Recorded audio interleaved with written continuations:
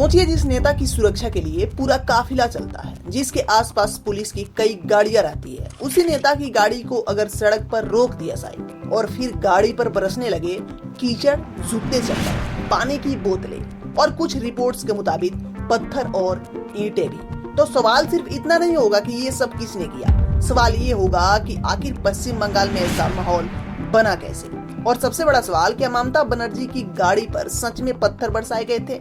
अगर हाँ, तो हमलावर कौन थे? बीजेपी पर आरोप क्यों लग रहा है और बीजेपी ने जवाब में क्या कहा? आज की इस पूरी खबर में आपको एक एक बात बताएंगे, बिना किसी अफवाह के, बिना किसी जल्दबाजी के। तो वीडियो को आखिर तक जरूर देखिए, क्योंकि इस कहानी में सिर्फ हमला नहीं है, इसके पीछे एक मौत भी है, एक परिवार का गुस्सा भी है और पुलिस हिरासत को लेकर गंभीर सवाल भी है। और अब एक बड़ा राजनीतिक विवाद भी खड़ा हो गया है। मेरे को गाड़ी में बड़े-बड़े पत्थर मारा गया, बाहर से एंटी सोशल पुलिस का। दोस्तों, दरअसल पूरी कहानी शुरू होती है पश्चिम बंगाल के उत्तर 24 परगना जिले के हली शहर से। रविवार को मुख्यमंत्री ममता बनर्जी यहाँ एक टीएमसी कार्यकर्ता के परिवार से मिलने पहुंची थी। इस कार्यकर्ता का नाम बताया जा रहा है कि बिरजू केवट था और बिरजू की पुलिस हिरासत के बाद मौत हो गई और उनकी मौत के बाद से ही कई सवाल खड़े हो रहे थे। परिवार की तरफ से आरोप लगाया गया कि हिरासत के दौरान उनके साथ मारपीट और प्रताड़ना भी हुई है। हालांकि इन आरोपों की सच्चाई जांच के बाद ही पूरा तरह साफ हुई, लेकिन मौत के बाद इलाके में गुस्सा बढ़ता गया है और इसी बीच ममता बनर्जी ने परिवार से मिलने का फैसला किया।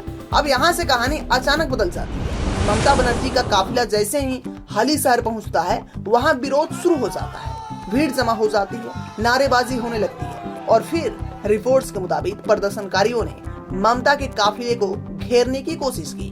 पुलिस भीड़ को पीछे करने की कोशिश करती रही, लेकिन माहौल शांत होने के बजाय और गर्म होता चला जाता है और फिर ममता बनर्जी की गाड़ी को निशाना बनाए जाने की खबर सामने आती है। कहीं कीचड़ फेंके जाने की बात, कहीं जूते चप्पल फेंके जाने की बात और कहीं पानी की बोतले का जिक्र और कुछ रिपोर्ट्स में पत्थर और ईंटें फेंके जाने की बात भी सामने आई। यानी जिस जगह ममता बनर्जी एक मृत पार्टी कार्यकर्ता की परिवार से मिलने गई थी, वहीं उनका काफिला विरोध का निशाना बन गया। अब जरा सोचिए, अगर कोई नेता किसी मृत व्यक्ति परिवार से मिलने जाता है तो आमतौर पर वहाँ सुरक्षा होती है, पुलिस होती है, प्रशासन मौजूद होता है, फिर भी इतना भीड़ काफिले के इतने करीब कैसे पहुँच गई? ये सवाल भी अब उठ रहा है और यहीं से मामला सिर्फ राजनीतिक विरोध नहीं, बल्कि सुरक्षा और कानून व्यवस्था का मुद्दा भी बन जाता है। रिपोर्ट्स के मुताबिक प्रदर्शनकारियों की तरफ से ममता बनर्जी के खिलाफ आपत्तिजनक नारे भी लगाए,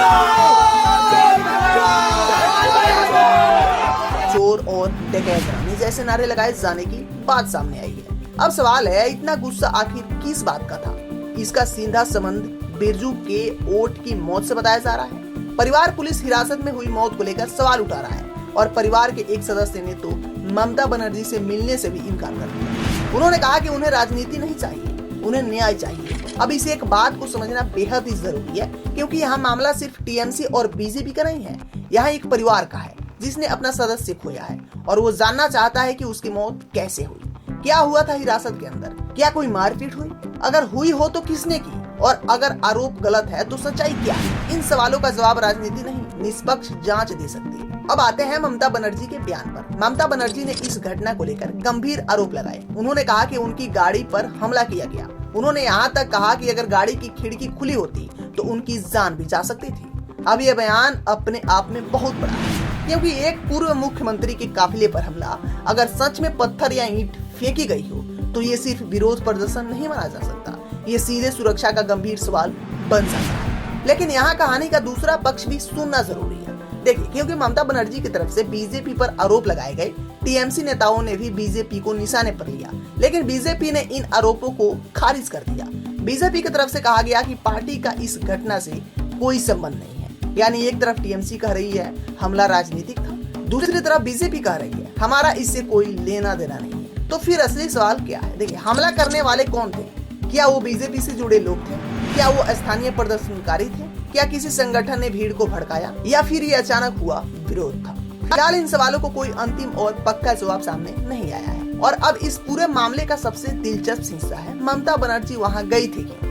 वो किसी चुनावी सभा के लिए नहीं गई थी, वो कोई बड़े राजनीतिक कार्यक्रम के लिए नहीं गई थी, वो बिरजू के ओट के परिवार से मिलने जा रही थी। यानी एक मौत के बाद पैदा हुए विवाद के बीच मुख्यमंत्री का वहां पहुंचना और फिर उसी जगह उनका विरोध होना इस पूरे मामले को और संवेदनशील बना देता है। क्या प्रशासन को पहले से पता था कि वहां विरोध हो सकता है? अगर पता था तो सुरक्षा इतनी कमजोर क्यों रही? और अगर पता नहीं था तो इंटेलिजेंस और पुलिस की तैयारी पर सवाल क्यों न उठे? क्योंकि अगर किसी बड़े नेता का काफिले किसी इलाके में जाता है तो वहां पहले से सुरक्षा व्यवस्था की जाती है, रूट सुरक्षित किया जाता है, भीड़ को नियंत्रित किया जाता है और किसी भी स्वाभाविक विरोध को ध्यान में रखा जाता है। फिर यहाँ ऐसा क्यों हुआ कि प्रदर्शनकारी काफिले तक पहुंच गए?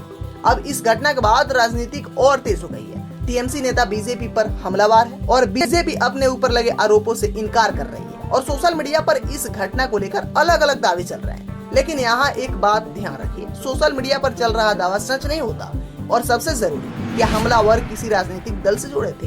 इन सवालों का जवाब वीडियो, सीसीटीवी फुटेज, पुलिस जांच और प्रत्यक्ष सबूतों से ही मिल सकता है, सिर्फ राजनीतिक आरोप से नहीं। आपको क्या लगता है, ममता बनर्जी की गाड़ी पर हुआ ये विरोध सिर्फ जनता का गुस्सा था या इसके पीछे कोई राजनीतिक साजिश? अपनी राय कमेंट में जरूर बताइए। अगर आपको ये वीडियो पसंद आती है तो वीडियो को लाइक कीजिए, अपने दोस्तों, परिवार, रिश्तेदार के साथ इस वीडियो को जरूर शेयर कीजिए। अगर आप लोग चैनल पे नए हैं तो चैनल को सब्सक्राइब करके नोटिफिकेशन बेल को जरूर दबाइए ताकि आगे से कोई भी सच्ची खबर आपसे मिस ना हो। धन्यवाद।